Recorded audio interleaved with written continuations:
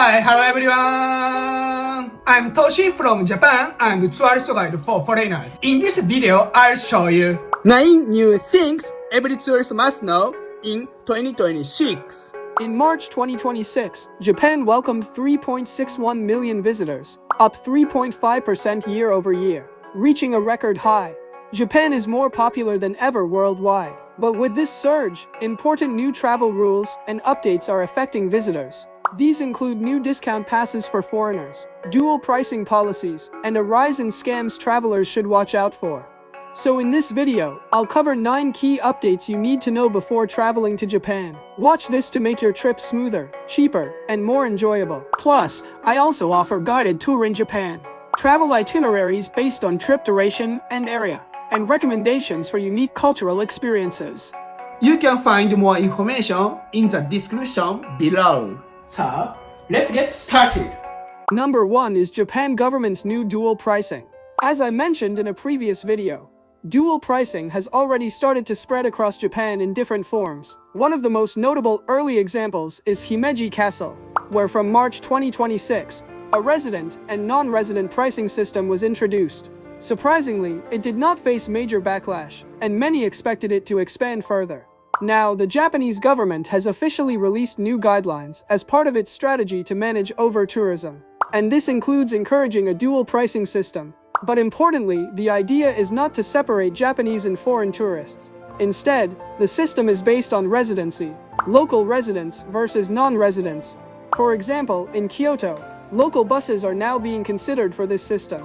Residents may continue paying around 230 yen, or even reduce to 200 yen, while non-residents could pay between 350 and 400 yen. That means in some cases, prices could be almost double depending on whether you are a local or not. The current target is to launch this system during fiscal year 2027. I'll keep you updated with any new information, so please subscribe to my channel. Number 2 is new tourist scam warning. As I mentioned in a previous video, Japan has introduced stricter new bicycle rules, and violations can result in heavy fines. So if you're renting a bike in Japan, you really need to be careful. But now, there is another serious issue tourists should know about. Fake police officers have started appearing in some areas, taking advantage of these new bicycle rules. In one reported case, a man posing as a police officer stopped a cyclist and claimed they had committed a violation, saying something like, "You ran a red light. The fine is 15,000 yen. If you don't pay now, you will be arrested." He then demanded cash on the spot. However, Japanese police have clearly warned that this is a scam. Traffic fines in Japan are normally paid at banks or post offices, and real police officers never collect money directly in the street. So if you are traveling in Japan and using rental bicycles, make sure to follow the rules.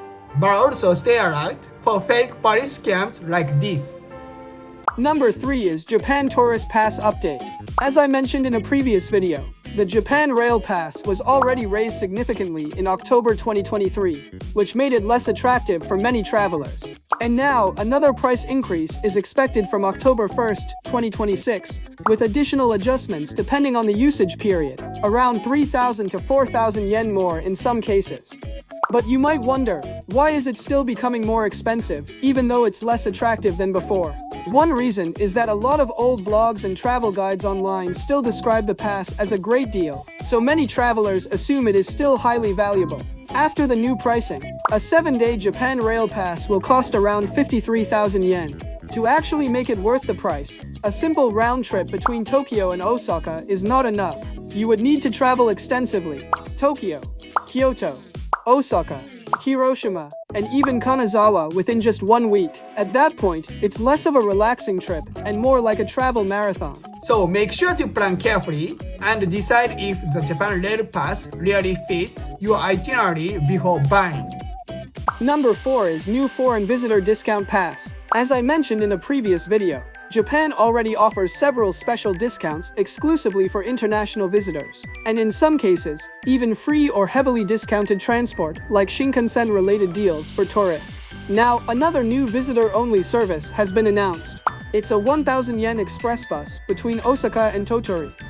Tottori is famous for its sand dunes and is also close to popular destinations like Hiroshima, and it has been gaining more attention from international travelers. Normally, this bus costs around 4,000 yen from Osaka. But under this new offer, foreign visitors can ride for just 1,000 yen for adults and 500 yen for children aged 6 to 11. The promotion runs from May 11th until the end of March 2027, but it is not available on weekends, public holidays, summer vacation, or New Year periods. This offer is only for international tourists, and honestly, it feels like a great deal from my perspective. So if you are traveling in Japan, make sure to take advantage of these kinds of special offers and enjoy your trip at a better price. If you would like a personal guide in Japan or need recommendations for travel plans and cultural experiences, please contact me from the link in the description section. Number 5 is Japan Air and Rail Partnership. JR East, one of Japan's major railway companies, and Japan Airlines have announced a comprehensive partnership in the travel sector. These two have long been competitors, air versus rail, competing for the same passengers, but now they are working together.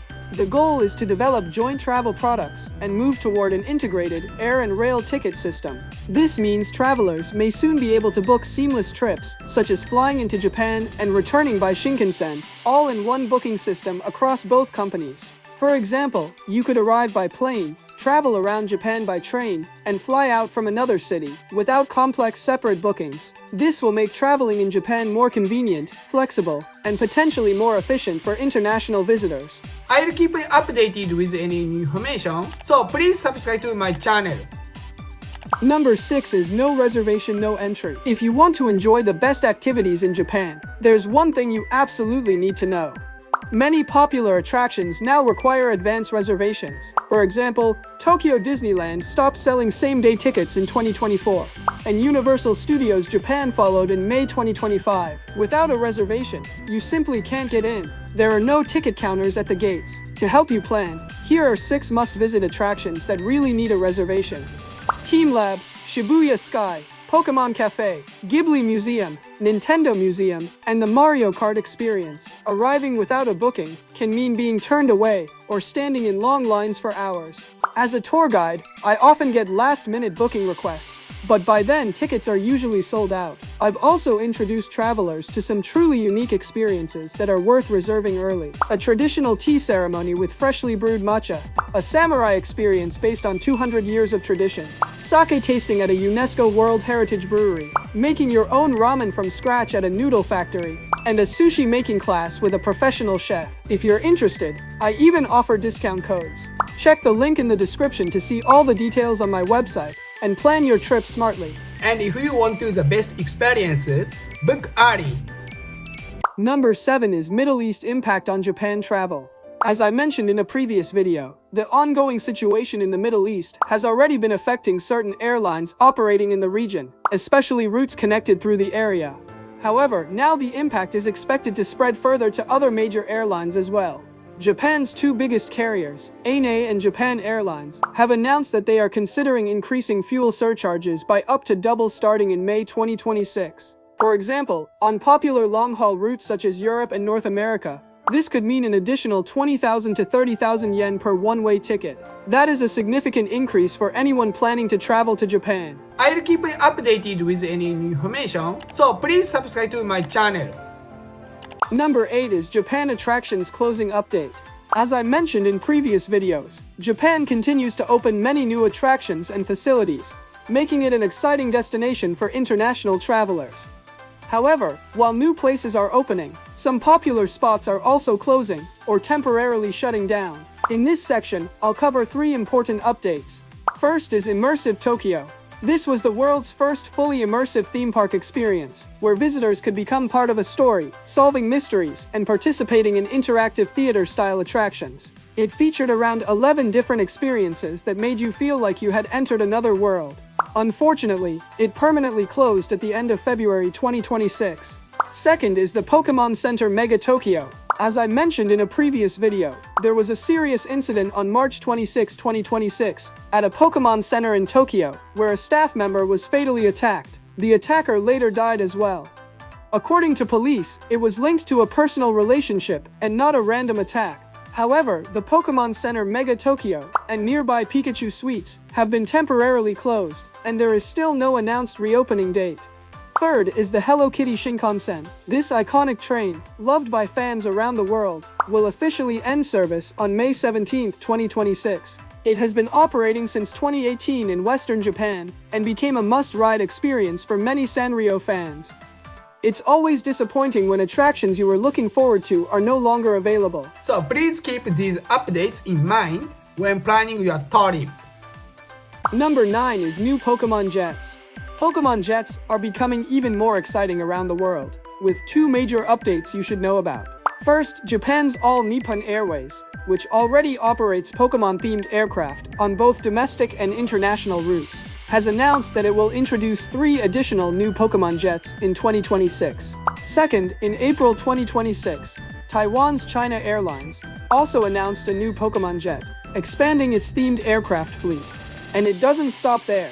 These Pokémon-themed planes are expected to operate not only in Japan and Taiwan, but also on routes connected to the United States, Australia, New Zealand, and Thailand. This means your chances of flying on a Pokémon jet are increasing, and you may also get to experience completely new and updated designs. Even if you don't fly on one, just seeing these aircraft at airports is already a special experience for many fans. So if you visit Japan or travel around Asia, keep an eye out for them and enjoy a unique Pokémon experience in the sky. How was today's video? Don't forget to subscribe to my channel and like button. See you in my next video. Bye!